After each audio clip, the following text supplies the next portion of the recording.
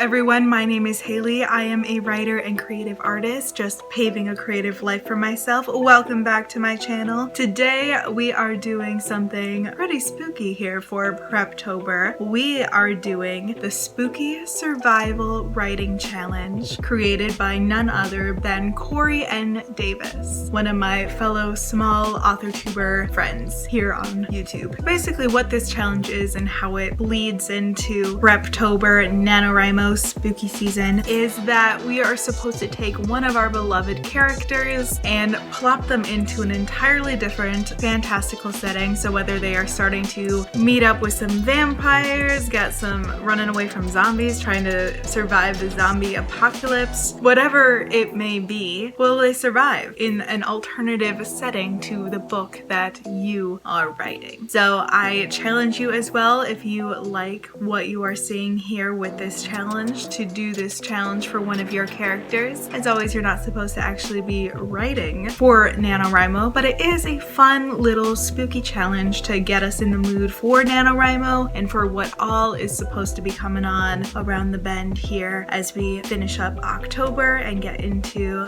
November. So I've got my witch hat on, I got my typing fingers. I'm gonna set a timer for myself for about 15-20 minutes. I have yet, as I'm recording this, to outline the book that I'm going to be working on next May. So what I'm going to do for this challenge is I'm going to take one of my characters for A Dance of Shadows, which I'll be revising during NaNoWriMo, and I'm just gonna do a little typity-type, write something. I was very intrigued by the zombie scenario, which is probably why I mentioned it in one of my examples. Mostly because I've always loved the idea of zombies. Not the idea of them.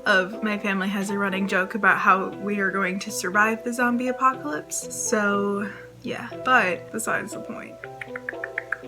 So anyways, I'm gonna get writing. I'm gonna take one of my characters from my book. I think I'm actually gonna try to see if I have them all together, because there are gonna be scenes that I'm going to write next month where they're going to have to be together-ish, and it would be interesting to see them in that kind of survival dynamic for the zombies. And especially because all of my characters have superpowers, you know, so I feel like they'd survive, but I mean, who knows. But I think I'm gonna write for about maybe 20 minutes just as an exercise. I did not do any writing yet today either, so that'll be work perfectly in my favor. Yeah, we'll go ahead, we'll write.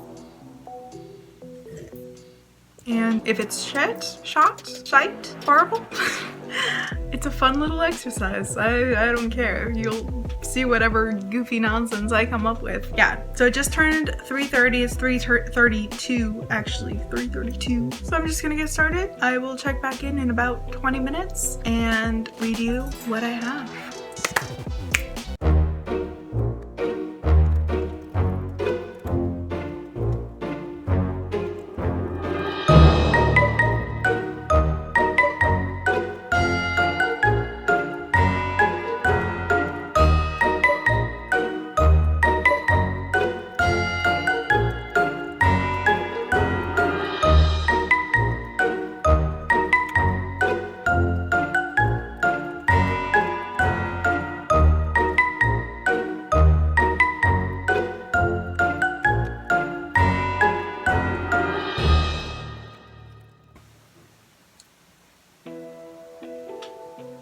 Alright guys, I hope you guys have been hanging onto the edge of your seat or your desk, wherever you are, and are ready to hear this spectacular spooky survival challenge.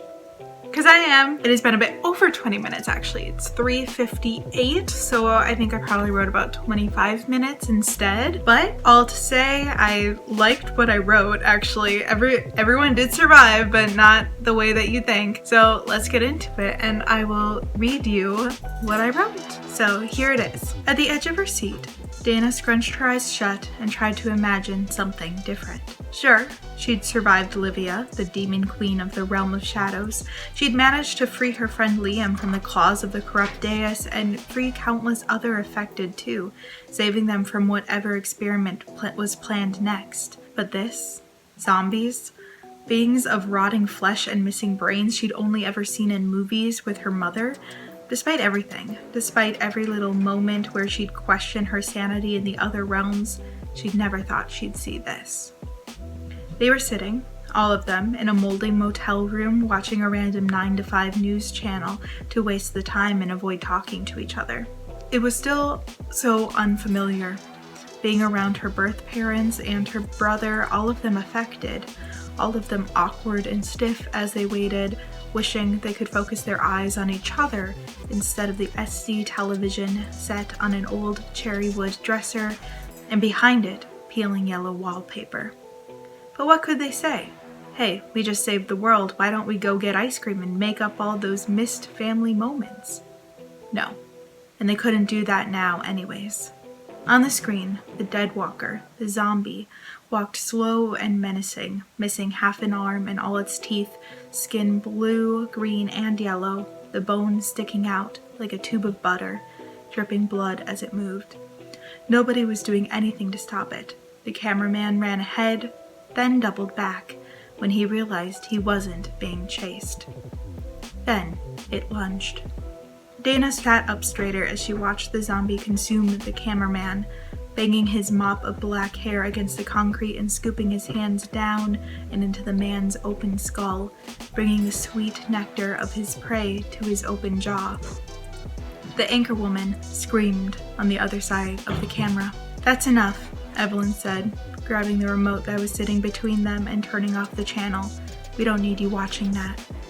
Dana looked over at her birth mother, her pixie cut of black curls, and the way her electricity scorched through her eyes when she talked. "What should we do?" Evelyn shrugged and sighed. "This is Deus, trying to scare everyone again. It's probably some poor affected who reacted to one of their experiments wrong. I don't think there's anything we'll be able to do. It's on them." From the other side of the room, her brother tapped his foot. "But what if it's more than one? What if it's a virus that affects the affected? I don't know about you, but I'd hate to be whatever that thing was," Will said. "I've seen the movies. It's always a virus, Mom." He had a dopey look on his face, his lips turned down into a frown and one eyebrow raised. His dark brown hair was wild around his face, as if he'd been hit by a storm. "We'll look into it," Jacob said, crossing his arms and sniffing at the air. "Until then, how about some ice cream? We've got a lot to talk about."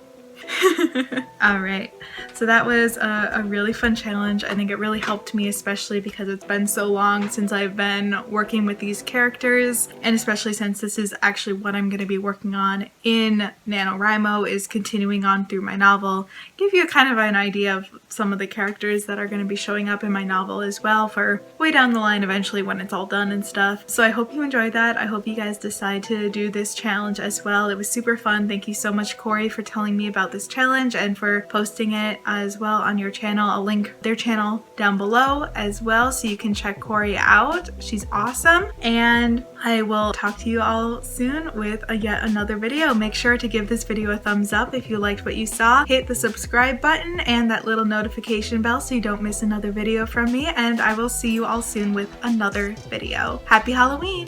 Bye!